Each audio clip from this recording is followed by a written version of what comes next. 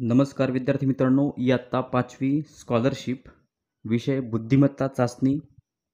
आजच्या व्हिडिओच्या टॉपिकचं नाव आहे समसंबंध, ज्यामध्ये उपघटक आहे आकृत्या. स्वाध्याय 6.2.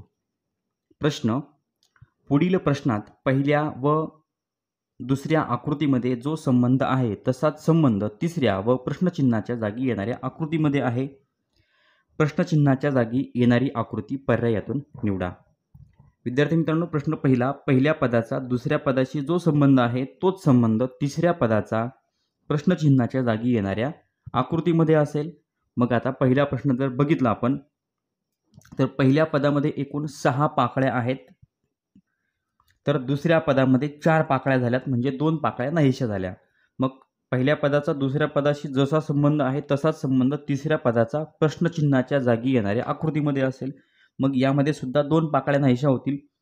तिसऱ्या पदामध्ये एकूण 3 पाकळ्या आहेत, त्यातल्या 2 पाकळ्या नाहीशा होतील. 2 पाकळ्या नाहीशा झाल्यानंतर मग एकच पाकळी शिल्लक राहील, म्हणजे पहिल्या प्रश्नाचं उत्तर असेल पर्याय क्रमांक 3. यानंतर प्रश्न दुसरा. आता पहिल्या पदाचा दुसऱ्या पदाशी जसा संबंध आहे तसाच संबंध तिसऱ्या पदाचा प्रश्नचिन्हाच्या जागी येणाऱ्या पदाशी असतो. मित्रांनो, पहिल्या पदाचा दुसऱ्या पदाशी काय संबंध झालाय, तर जी मध्ये आकृती आहे ती सर्वात बाहेर आली, त्यानंतर डावीकडची आकृती त्याच्या आतमध्ये आली, आणि सर्वात मध्ये उजवीकडची आकृती आली, म्हणजे चौकोनाची आकृती सर्वात मध्ये आली. त्याच पद्धतीनं मधली आकृती बाहेर असेल, म्हणजे सर्वात बाहेर वर्तुळ असेल, त्याच्या आतमध्ये चौकोन असेल, म्हणजे डावीकडची आकृती, आणि त्याच्या आतमध्ये म्हणजे सर्वात मध्यभागी असेल त्रिकोण. असं कुठं झालंय, तर पर्याय क्रमांक 4 मध्ये हे उत्तर आहे. म्हणून दुसऱ्या प्रश्नाचं उत्तर पर्याय क्रमांक 4. प्रश्न नंबर 3. मित्रांनो, तिसऱ्या प्रश्नामध्ये जर आपण बघितलं तर काय झालंय, पहिलं पद 180 अंशातून फिरवलंय, म्हणजे मग दुसरं पद मिळालं. मग त्याच पद्धतीनं आपण तिसरं पद जर 180 अंशात फिरवलं तर आपल्याला कोणतं उत्तर मिळेल, तर मित्रांनो पर्याय क्रमांक 2 हे उत्तर मिळेल. पर्याय क्रमांक 2ची आकृती बघा, तिसरं पद जर 180 अंशात फिरवलं तर या पद्धतीनं ते फिरेल. म्हणून तिसऱ्या प्रश्नाचं उत्तर असेल पर्याय क्रमांक 2. म्हणजे या ठिकाणी पद 180 अंशात फिरवलेलं आहे. त्यानंतर प्रश्न चौथा. पहिल्या पदाचा दुसऱ्या पदाशी जसा संबंध आहे तसाच संबंध तिसऱ्या पदाचा चौथ्या पदाशी म्हणजे प्रश्नचिन्हाच्या जागी येणाऱ्या आकृतीशी आहे. तर आता या ठिकाणी काय झालं मित्रांनो, चिन्हे घटवीत काटकोनात वळतात. प्रत्येक चिन्ह घटवीत म्हणजे घड्याळाच्या काट्याच्या फिरण्याच्या दिशेत प्रत्येक चिन्ह घटवीत काटकोनात वळवलंय, म्हणजे पहिल्या पदाचं दुसऱ्या पदाशी. आता हे चौकोनाचं चिन्ह बघा, ते चौकोनाचं चिन्ह घटवीत काटकोनात वळवल्यानंतर दुसऱ्या पदामध्ये या पद्धतीनं झालंय. मग हे वर्तुळ असेल, त्रिकोण असेल, सगळे चिन्ह घटवीत काटकोनात वळवलेले आहे, म्हणजे दुसरं पद मिळवलं. मग आता तिसरं जे पद आहे त्या तिसऱ्या पदामधले 3ही चिन्ह, म्हणजे वर्तुळ असेल, त्रिकोण असेल, चौकोन असेल, हे जर आपण घटवीत काटकोनात वळवले तर आपल्याला उत्तर मिळेल पर्याय क्रमांक 3. म्हणजे चौथ्या प्रश्नाचं उत्तर असेल पर्याय क्रमांक 3. प्रश्न 5वा. मित्रांनो, पहिल्या पदाचा दुसऱ्या पदाशी संबंध आहे तोच संबंध तिसऱ्या पदाचा चौथ्या पदाशी. आता पहिल्या पदाचा दुसऱ्या पदाशी काय संबंध आहे, तर पहिल्या पदामध्ये काय आहे, जे चिन्ह रंगवलेलं आहे ते चिन्ह पुढच्या पदामध्ये खालचं पद रंगवलेलं असतं. म्हणजे पहिल्या पदामध्ये जे रंगवलेलं चिन्ह आहे ते चौकोनाचं आहे, त्याच्या खालचं चिन्ह वर्तुळाचं आहे. मग पुढच्या पदामध्ये बघा, वर्तुळाचं चिन्ह रंगवलेलं आहे, आणि काय झालंय, जे खालचं पद आहे ते खालचं पद वर गेले, खालचं पद सर्वात वर गेलं, म्हणजे वर्तुळाचं चिन्ह सर्वात वर गेलं, आणि जे चौकोनाचं भरलेलं चिन्ह होतं त्याच्या खालचं जे पद आहे ते पद रंगवलं जातं. त्याच पद्धतीनं आपण बघूयात. तर आता या ठिकाणी हे जे चौकोनाचं चिन्ह आहे हे चौकोनाचं चिन्ह सर्वात वर जाईल, म्हणजे या ठिकाणी चौकोनाचं चिन्ह असेल सर्वात वर. आणि आता जे रंगवलेलं चिन्ह कोणतं आहे, तर पंचकोनाचं, त्याच्या खालचं, म्हणजे आता हे षटकोनाचं जे चिन्ह आहे ते पुढच्या पदामध्ये षटकोनाचं चिन्ह रंगवलेलं असेल, म्हणजे खालचं चिन्ह सर्वात वर जाईल, आणि हे 1 नंबरचं चिन्ह 2 नंबरला येईल, 2 नंबरचं चिन्ह 3 नंबरला येईल, आणि रंगवलेलं कोणतं चिन्ह असेल तर हे षटकोनाचं, म्हणजे जे आत्ता तिसऱ्या पदामध्ये रंगवलेलं आहे त्याच्या खालचं चिन्ह पुढच्या पदामध्ये म्हणजे प्रश्नचिन्हाच्या पदामध्ये रंगवलेला असेल. मग या पद्धतीनं 5व्या प्रश्नाचं उत्तर असेल पर्याय क्रमांक 4. मित्रांनो बघा, खालचं चिन्ह सर्वात वर गेले, चौकोनाचं चिन्ह बघा पर्याय क्रमांक 4 मध्ये सर्वात वर आहे. पहिलं चिन्ह 2 नंबरला आलंय बघा, पंचकोनाचं चिन्ह 2 नंबरला आलंय, षटकोनाचं चिन्ह 3 नंबरला आलंय आणि रंगवलेलं चिन्ह कोणतं आहे तर तिसऱ्या पदामध्ये जे चिन्ह रंगवले त्याच्या खालचं चिन्ह पुढच्या पदात रंगवलंय म्हणजे षटकोनाचं चिन्ह या ठिकाणी रंगवलेलं आहे. या पद्धतीनं 5व्या प्रश्नाचं उत्तर आहे पर्याय क्रमांक 4. यानंतर प्रश्न 6वा. तर आता 6व्या प्रश्नामध्ये मित्रांनो आकृती 180 अंशात फिरवलेली आहे. आकृती 180 अंशात फिरवली, मग पुढचं पद मिळतंय बघा. पहिलं पद 180 अंशात फिरवल्यानंतर दुसरं पद मिळतंय आणि तिसरं पद जर आपण 180 अंशात फिरवलं तर कोणतं उत्तर मिळेल तर तिसरं पद 180 अंशात फिरवल्यानंतर पर्याय क्रमांक 3 सारखी आकृती तयार होईल म्हणजे 6व्या प्रश्नाचं उत्तर पर्याय क्रमांक 3. प्रश्न नंबर 7. आता पहिल्या पदाचा दुसऱ्या पदाशी संबंध आहे. तर या ठिकाणी काय संबंध आहे मित्रांनो, बाहेरच्या चिन्हांची अदलाबदल होते.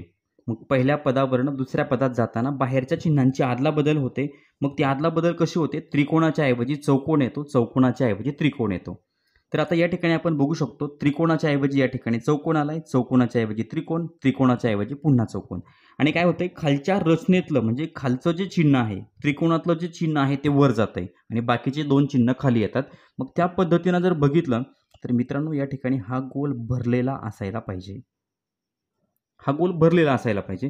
मग आता या ठिकाणी सुद्धा काय होईल, तिसऱ्या पदाचं चौथ्या पदाशी बदल होताना काय होईल तर वर्तुळाच्या ऐवजी चौकोन आणि चौकोनाच्या ऐवजी वर्तुळ. मग या ठिकाणी वर्तुळ आहे तर या ठिकाणी प्रश्नचिन्हाच्या जागी जे चिन्ह येईल ते वर्तुळाच्या ऐवजी चौकोनाचं असेल, चौकोनाच्या ऐवजी वर्तुळ, वर्तुळाच्या ऐवजी पुन्हा चौकोन असेल आणि खालचं चिन्ह वर जाईल आणि वरचे चिन्ह खाली सरकतील म्हणजे जे न भरलेला गोल आहे तो वर जाईल. याचं उत्तर आहे 7व्या प्रश्नाचं पर्याय क्रमांक 4. मित्रांनो या ठिकाणी न भरलेला गोल वर गेला आणि हे चिन्ह खाली सरकले म्हणजे भरलेला गोल या ठिकाणी आला आणि त्रिकोण त्या खाली आला. चिन्हांची अदलाबदल कशी झाली तर वर्तुळाच्या ऐवजी चौकोन आला, इथं चौकोन होता, इथं वर्तुळ आला, इथं चौकोन आहे, इथं वर्तुळ. या पद्धतीनं चिन्हांची अदलाबदल झाली म्हणजे 7व्या प्रश्नाचं उत्तर आहे पर्याय क्रमांक 4. प्रश्न नंबर 8. 8व्या प्रश्नामध्ये मित्रांनो काय होते, पहिल्या पदाचा दुसऱ्या पदाशी बदल होताना काय होतोय तर या ठिकाणी जे टोकाचं चिन्ह आहे ते टोकाचं चिन्ह बदलतं आणि खाली असणारं जे चिन्ह आहे त्याच्यासारखंच आणखीन एक चिन्ह नवीन येतंय, त्याच्यासारखंच आणखीन एक चिन्ह येतं. मग आता पहिल्या पदाचं दुसऱ्या पदाशी बघा, या ठिकाणी चौकोन आहे, हा चौकोन गेला, वर्तुळ आहे, वर्तुळ गेला आणि चौकोन आला. खालचं चिन्ह एक रेषा होती तर 2 रेषा आल्या. तर या ठिकाणी पुन्हा दुसऱ्या पदामध्ये बघूया तर जे टोकाचं चिन्ह आहे, टोकाला बाण आहे तर बाणाऐवजी अर्धचंद्र आलाय आणि खाली जे चिन्ह होतं एक एरो सारखंच म्हणजे बाण जो होता त्याला आणखीन एक खाली आणखीन एक नवीन चिन्ह ॲड झालं. आता या ठिकाणी सुद्धा काय झाले, टोकाचं जे चिन्ह आहे त्रिकोणाचं ते त्रिकोणाचं चिन्ह बदललं, त्याच्याऐवजी अर्धचंद्रासारखं आलंय आणि खालच्या बाजूला जे एक चिन्ह होतं त्याच्यासारखंच आणखीन एक चिन्ह या ठिकाणी ॲड झालं म्हणजे पहिल्या पदाचा दुसऱ्या पदाशी अशा पद्धतीनं बदल झालाय. मग आता तिसऱ्या पदाचं चौथ्या पदाशी काय संबंध असेल तर या ठिकाणी टोकाचं चिन्ह बदलेल बघा.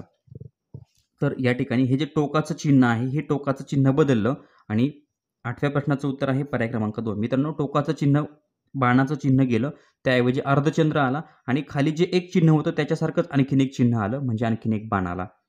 या ठिकाणी परत टोकाला काय आहे, त्रिकोण आहे, त्रिकोण गेला आणि या ठिकाणी टोकाला चौकोन आला आणि खाली आणखीन एक रेषा होती त्याच्याऐवजी आणखीन एक रेषा आली. खाली एका चिन्हाची खाली जे चिन्ह होतं त्याच्यासारखंच आणखीन एका चिन्हाची भर पडली. पुन्हा या ठिकाणी आपण बघूया टोकाला आहे चौकोन, चौकोनाच्या ऐवजी वर्तुळ आला म्हणजे टोकाचं चिन्ह बदलतं आणि खाली जसं चिन्ह आहे त्याच्यासारखंच आणखीन एक चिन्ह ॲड होतं म्हणून 8व्या प्रश्नाचं उत्तर पर्याय क्रमांक 2. प्रश्न नंबर 9.